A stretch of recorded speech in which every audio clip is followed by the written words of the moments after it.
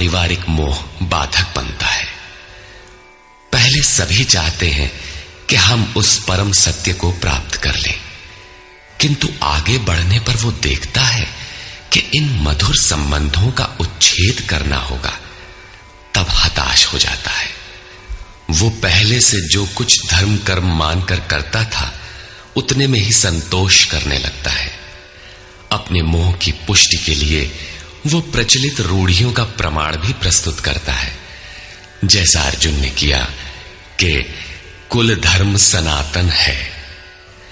युद्ध से सनातन धर्म का लोप होगा, कुल क्षय होगा, स्वैराचार फैलेगा। ये अर्जुन का उत्तर नहीं था, बल्कि सद्गुरु के सान्निध्य से पूर्व की अपनाई गई एक कुरीति मात्र थी। इन्हीं कुरीतियों में फंसकर मनुष्य पृथक पृथक धर्म, अनेक संप्रदाय, छोटे बड़े गुट और असंख्य जातियों की रचना कर लेता है। कोई नाक दबाता है, कोई कान फाड़ता है, किसी के छूने से धर्म नष्ट होता है तो कहीं रोटी पानी से धर्म नष्ट होता है। तो क्या अछूत या छूने वालों का दोष है? कदापि नहीं। दोष हमारे भ्रमदाताओं का है। धर्म के नाम पर हम कुरीति के शिकार हैं, इसलिए दोष हमारा है। महात्मा बुद्ध के समय में केश कंबल एक संप्रदाय था, जिसमें केश को बढ़ाकर कंबल की तरह प्रयोग करने को पूर्णता का मानदंड माना जाता था। कोई गोव्रतिक गाय की भांति रहने वाला था, तो कोई कुक्कुरव्रतिक कुत्ते की तरह खाने पीने रहने वाला था। ब्रह्म विद्या का इनसे कोई संबंध नहीं है। संप्रदाय और कुरीतियां पहले भी थीं, आज भी हैं। ठीक इसी प्रकार कृष्ण काल में भी संप्रदाय थे, कुरीतियां थीं।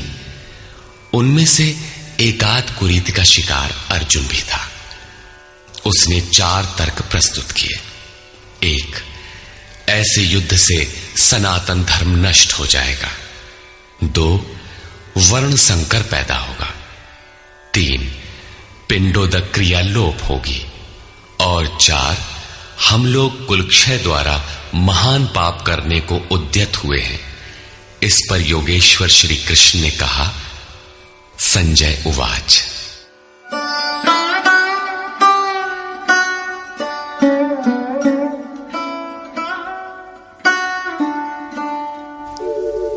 तथा कृपयाविष्टम् अश्रुपूर्णाकुलेक्षणम् विषीदन्तमिदं वाक्यम् उवाच मधुसूदनः।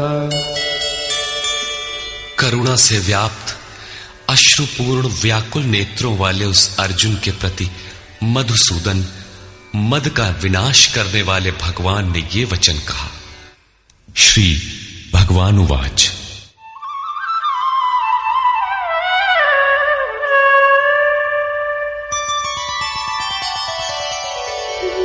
कुतस्त्वाकश्मलमिदं विषमे समुपस्थितम् अनार्यजुष्टमस्वर्ग्यम् अकीर्तिकरमर्जुन। अर्जुन, इस विषम स्थल में तुझे ये अज्ञान कहां से हो गया? विषम स्थल अर्थात जिसकी समता का सृष्टि में कोई स्थल है ही नहीं, पारलौकिक है लक्ष्य जिसका, उस निर्विवाद स्थल पर तुझे अज्ञान कहां से हुआ? अज्ञान क्यों? अर्जुन तो सनातन धर्म की रक्षा के लिए कटिबद्ध है। क्या सनातन धर्म की रक्षा के लिए प्राणपण से तत्पर होना अज्ञान है? श्री कृष्ण कहते हैं, हां, ये अज्ञान है। न तो संभावित पुरुषों द्वारा इसका आचरण किया गया है, न स्वर्ग ही देने वाला है और न ये कीर्ति को ही करने वाला है। सन्मार्ग पर जो दृढ़ता पूर्वक आरूढ़ है उसे आर्य कहते हैं। परिवार के लिए मरना मिटना यदि अज्ञान न होता तो महापुरुष उस पर अवश्य चले होते। यदि कुल धर्म ही सत्य होता तो स्वर्ग और कल्याण की निःश्रेणी अवश्य बनता। ये कीर्तिदायक भी नहीं है। मीरा भजन करने लगी तो लोग कहे मीरा भई बावरी, सास कहे कुल नाशी रे। जिस परिवार, कुल और मर्यादा के लिए मीरा की सास बिलख रही थी, आज उस कुलवंती सास को कोई नहीं जानता। मीरा को विश्व जानता है। ठीक इसी प्रकार परिवार के लिए जो परेशान हैं, उनकी भी कीर्ति कब तक रहेगी? जिसमें कीर्ति नहीं, कल्याण नहीं, श्रेष्ठ पुरुषों ने भूल कर भी जिसका आचरण नहीं किया, तो सिद्ध है कि वो अज्ञान है। अतः क्लैब्यम् आस्मगमः पार्थ नैतत्त्वय्युपपद्यते, क्षुद्रम् हृदय दौर्बल्यम् त्यक्त्वोत्तिष्ठ परन्तप। अर्जुन, नपुंसकता को मत प्राप्त हो। क्या अर्जुन नपुंसक था? क्या आप पुरुष हैं? नपुंसक वो है जो पौरुष से हीन हो। सब अपनी समझ से पुरुषार्थ ही तो करते हैं। किसान रात दिन खून पसीना एक करके खेत में पुरुषार्थ ही तो करता है। कोई व्यापार में पुरुषार्थ समझता है तो कोई पद का दुरुपयोग करके पुरुषार्थी बनता है। जीवन भर पुरुषार्थ करने पर भी खाली हाथ जाना पड़ता है। स्पष्ट है कि यह पुरुषार्थ नहीं है। शुद्ध पुरुषार्थ है आत्मदर्शन। गार्गी ने याज्ञवल्क्य से कहा, नपुंसक पुमान ज्ञेयो यो न वेत्ति हृदि स्थितम पुरुषम स्वप्रकाशम तस्मानंदात्मानमव्ययम्। वो पुरुष होते हुए भी नपुंसक है जो हृदयस्थ आत्मा को नहीं पहचानता। वो आत्मा ही पुरुष स्वरूप, स्वयं प्रकाश, उत्तम आनंद युक्त और अव्यक्त है।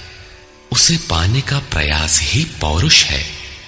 अर्जुन, तू नपुंसकता को न प्राप्त हो, ये तेरे योग्य नहीं है।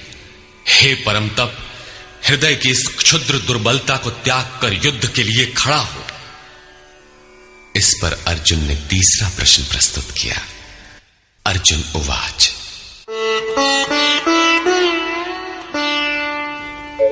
कथं भीष्ममहं संख्ये द्रोणं च मधुसूदन इषुभिः प्रतियोत्स्यामि पूजार्हा वरिसूदन। अहंकार का शमन करने वाले मधुसूदन, मैं रणभूमि में पितामह भीष्म और आचार्य द्रोण से किस प्रकार बाणों से युद्ध करूंगा, क्योंकि अरिसूदन वे दोनों ही पूजनीय हैं। द्वैत ही द्रोण है। प्रभु अलग है, हम अलग हैं। द्वैत का ये भान ही प्राप्ति की प्रेरणा का आरंभिक स्रोत है। यही द्रोणाचार्य का गुरुत्व है। भ्रम ही भीष्म है। जब तक भ्रम है तभी तक बच्चे, परिवार, रिश्तेदार सभी अपने लगते हैं। अपना लगने में भ्रम ही माध्यम है। आत्मा इन्हीं को पूज्य मानकर इनके साथ रहता है कि ये पिता हैं, दादा हैं, कुलगुरु हैं इत्यादि। साधन के पूर्ति काल में गुरु न चेला, पुरुष अकेला। न बंधुर न मित्रम गुरुर्नैव शिष्यः चिदानंद रूपः शिवोहम शिवोहम।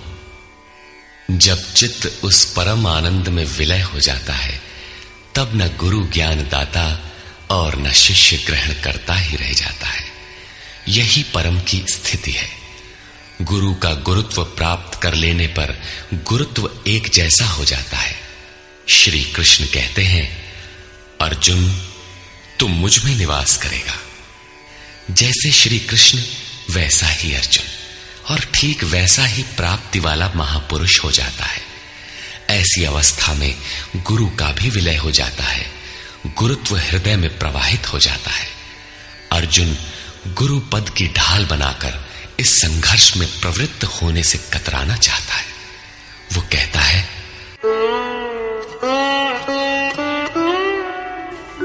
गुरून् हत्वा हि महानुभावान् श्रेयो भोक्तुं भैक्षमपीह लोके हत्वार्थकामास्तु गुरूनिहैव भुञ्जीय भोगान् रुधिरप्रदिग्धान्। इन महानुभाव गुरुजनों को न मारकर मैं इस लोक में भिक्षा का अन्न भी श्रेयस्कर समझता हूं। यहां भिक्षा का अर्थ उदर पोषण के लिए भीख मांगना नहीं, बल्कि सत्पुरुषों की टूटी फूटी सेवा द्वारा उनसे कल्याण की याचना ही भिक्षा है। अन्नम ब्रह्मेति व्यजानात। अन्न एकमात्र परमात्मा है, जिसे प्राप्त करके आत्मा सदा के लिए तृप्त हो जाता है, कभी अतृप्त नहीं रहता। हम महापुरुषों की सेवा और याचना द्वारा शनैः शनैः ब्रह्म पीयूष प्राप्त करें, किंतु ये परिवार न छूटे, यही अर्जुन के भिक्षान्न की कामना है। संसार में अधिकांश लोग ऐसा ही करते हैं। वे चाहते हैं कि पारिवारिक स्नेह संबंध न मारना पड़े और मुक्ति भी शनैः शनैः मिल जाए, किंतु चलने वाले पथिक के लिए, जिसके संस्कार इनसे ऊपर हैं, जिसमें संघर्ष की क्षमता है, स्वभाव में क्षत्रियत्व प्रवाहित है, उसके लिए इस भिक्षान्न का विधान नहीं है। स्वयं न करके याचना करना भिक्षान्न है।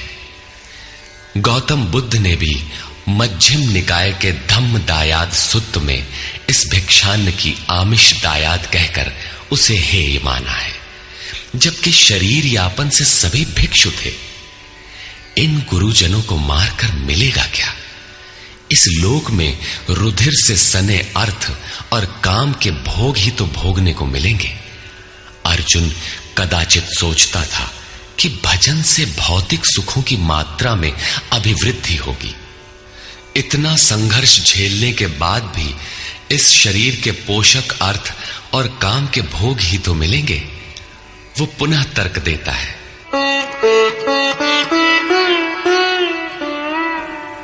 न चैतद्विद्मः कतरन्नो गरीयो यद्वा जयेम यदि वा नो जयेयो यानेव हत्वा न जिजीविषामः तेव स्थिताः प्रमुखे धार्तराष्ट्राः। ये भी निश्चित नहीं है कि वो भोग मिलेगा ही। ये भी हम नहीं जानते कि हमारे लिए क्या करना श्रेयस्कर है, क्योंकि जो कुछ हमने कहा वो अज्ञान प्रमाणित हो गया। ये भी ज्ञात नहीं है कि हम जीतेंगे अथवा वे ही जीतेंगे। जिन्हें मारकर हम जीना भी नहीं चाहते, वे ही धृतराष्ट्र के पुत्र हमारे सामने खड़े हैं। अज्ञान रूपी धृतराष्ट्र से उत्पन्न मोह इत्यादि स्वजन समुदाय मिट ही जाएंगे, तब हम जीकर ही क्या करेंगे? अर्जुन पुनः सोचता है कि जो कुछ हमने कहा कदाचित ये भी अज्ञान हो, अतः प्रार्थना करता है, कार्पण्यदोषोपहतः स्वभावः पृच्छामि त्वां धर्मसम्मूढचेताः यच्छ्रेयस्यान्निश्चितं ब्रूहि तन्मे शिष्यस्तेऽहं शाधि मां त्वां प्रपन्नम्। कायरता के दोष से नष्ट स्वभाव वाला, धर्म के विषय में सर्वथा मोहित चित्त हुआ मैं आपसे पूछता हूं, जो कुछ निश्चित परम कल्याणकारी हो वो साधन मेरे लिए कहिए। यहां अर्जुन ने पूर्ण समर्पण कर दिया। अभी तक वो श्री कृष्ण को अपने स्तर का ही समझता था, अनेक विद्याओं में अपने को कुछ आगे ही मानता था। यहां उसने अपनी बागडोर श्री कृष्ण को वस्तुतः सौंप दी। सद्गुरु पूर्ति पर्यंत हृदय में रहकर साधक के साथ चलते हैं। यदि वे साथ न रहे तो साधक पार न हो। युवा कन्या के परिवार वाले जिस प्रकार शादी विवाह तक उसको संयम की शिक्षा देते हुए संभाल ले जाते हैं, ठीक उसी प्रकार सद्गुरु अपने शिष्य की अंतरात्मा से रथी होकर उसे प्रकृति की घाटियों से निकालकर पार कर देते हैं। अर्जुन निवेदन करता है कि भगवान, एक बात और है। नहीं प्रपश्यामि ममापनुद्यात् यच्छोकमुच्छोषणमिन्द्रियाणाम् अवाप्य भूमावसपत्नमृद्धम् राज्यं सुराणामपि चाधिपत्यम्।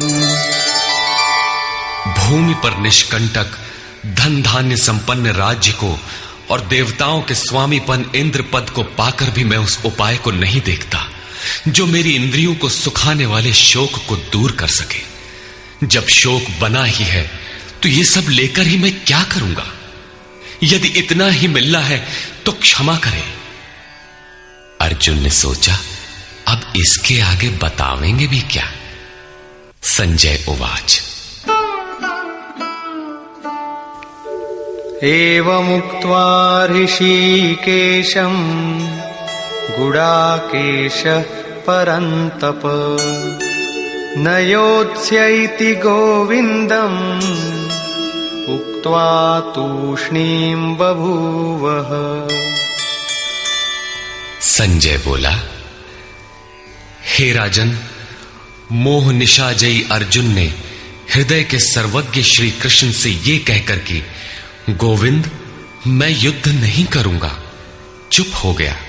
अभी तक अर्जुन की दृष्टि पौराणिक है, जिसमें कर्म कांडों के साथ भोगों की उपलब्धि का विधान है, जिसमें स्वर्ग ही सब कुछ माना जाता है, जिस पर श्री कृष्ण प्रकाश डालेंगे कि ये विचारधारा भी गलत है। तमुवाच ऋषिकेशः प्रहसन्निव भारत सेनयोरुभयोर्मध्ये विषीदन्तमिदं वचः। उसके उपरांत हे भरतवंशी धृतराष्ट्र, अंतर्यामी योगेश्वर श्री कृष्ण ने दोनों सेनाओं के बीच में उस शोक युक्त अर्जुन को हंसते हुए से ये वचन कहा। श्री भगवान उवाच।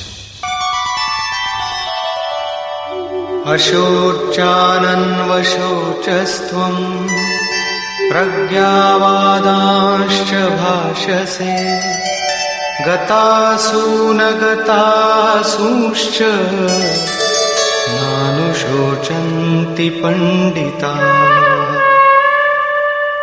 अर्जुन, तू न शोक करने योग्यों के लिए शोक करता है और पंडितों के से वचन कहता है, किंतु बुद्धि संपन्न पंडित जन जिनके प्राण चले गए हैं उनके लिए तथा जिनके प्राण नहीं गए हैं उनके लिए भी शोक नहीं करते।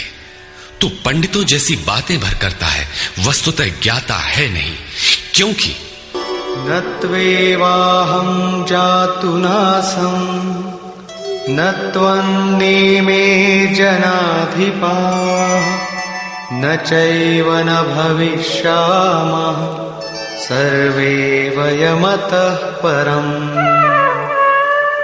न तो ऐसा ही है कि मैं अर्थात सद्गुरु किसी काल में नहीं था, अथवा तू अनुरागी अधिकारी अथवा जनाधिपाह राजा लोग अर्थात राजसी वृत्ति में पाए जाने वाला अहम नहीं था, और न ऐसा ही है कि आगे हम सब नहीं रहेंगे। सद्गुरु सदैव रहता है, अनुरागी सदैव रहते हैं। यहां योगेश्वर ने योग की अनादिता पर प्रकाश डालते हुए भविष्य में भी उसकी विद्यमानता पर बल दिया। मरने वालों के लिए शोक न करने के लिए कारण बताते हुए उन्होंने कहा, देहिनोऽस्मिन् यथा देहे कौमारं यौवनं जरा तथा देहांतर प्राप्तिः धीरस्तत्र न मुह्यति। जैसे जीवात्मा की इस देह में कुमार, युवा और वृद्ध अवस्था होती है, वैसे ही अन्य अन्य शरीर प्राप्ति। इसलिए धीर पुरुष मोहित नहीं होता है। कभी आप बालक थे, शनैः शनैः युवा हुए, तब आप मर तो नहीं गए, पुनः वृद्ध हुए। पुरुष एक ही है। उसी प्रकार लेश मात्र भी दरार नए देह की प्राप्ति पर नहीं पड़ती। कलेवर का यह परिवर्तन तब तक चलेगा जब तक परिवर्तन से परे वस्तु नहीं मिल जाती।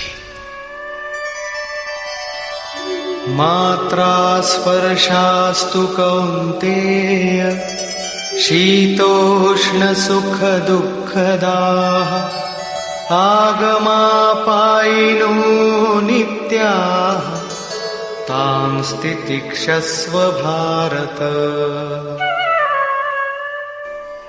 हे कुंती पुत्र, सुख दुख, सर्दी और गर्मी को देने वाले इंद्रियों और विषयों के संयोग तो अनित्य हैं, क्षणभंगुर हैं। अतः भरतवंशी अर्जुन, तू इसका त्याग कर। अर्जुन इंद्रिय और विषय के संयोग जन्य सुख का स्मरण करके ही विकल था। कुल धर्म, कुल गुरुओं की पूज्यता इत्यादि इंद्रियों के लगाव के अंतर्गत है। ये क्षणिक हैं, झूठे हैं, नाशवान हैं। विषयों का संयोग न सदैव मिलेगा और न सदैव इंद्रियों में क्षमता ही रहेगी। अतः अर्जुन, तू इनका त्याग कर, सहन कर। क्यों? क्या हिमालय की लड़ाई थी जो अर्जुन सर्दी सहन करता? अथवा क्या ये रेगिस्तान की लड़ाई है जहां अर्जुन गर्मी सहन करे? कुरुक्षेत्र जैसा कि लोग बाहर बताते हैं समशीतोष्ण स्थली है। कुल 18 दिन तो लड़ाई हुई, इतने में कहां जाड़ा गर्मी बीत गई। वस्तुतः सर्दी गर्मी, दुख सुख, मान अपमान का सहन करना एक योगी पर निर्भर करता है। यह हृदय देश की लड़ाई का चित्रण है। बाहर युद्ध के लिए गीता नहीं कहती। यह क्षेत्र क्षेत्रज्ञ का संघर्ष है, जिसमें आसुरी संपद का सर्वथा शमन कर परमात्मा में स्थिति दिलाकर दैवी संपद भी शांत हो जाती है। जब विकार है ही नहीं तो सजातीय प्रवृत्तियां किस पर आक्रमण करें? अतः पूर्णत्व के साथ वे भी शांत हो जाती हैं, इससे पहले नहीं। गीता अंतर्देश की लड़ाई का चित्रण है। इस त्याग से मिलेगा क्या? इससे लाभ क्या है? इस पर श्री कृष्ण कहते हैं, यं हि न व्यथयन्त्येते पुरुषं पुरुषर्षभ समदुःख सुखं धीरं सोमृतत्वाय कल्पते। क्योंकि हे पुरुष श्रेष्ठ, दुख सुख को समान समझने वाले जिस धीर पुरुष को इंद्रियों और विषयों के संयोग व्यथित नहीं कर पाते,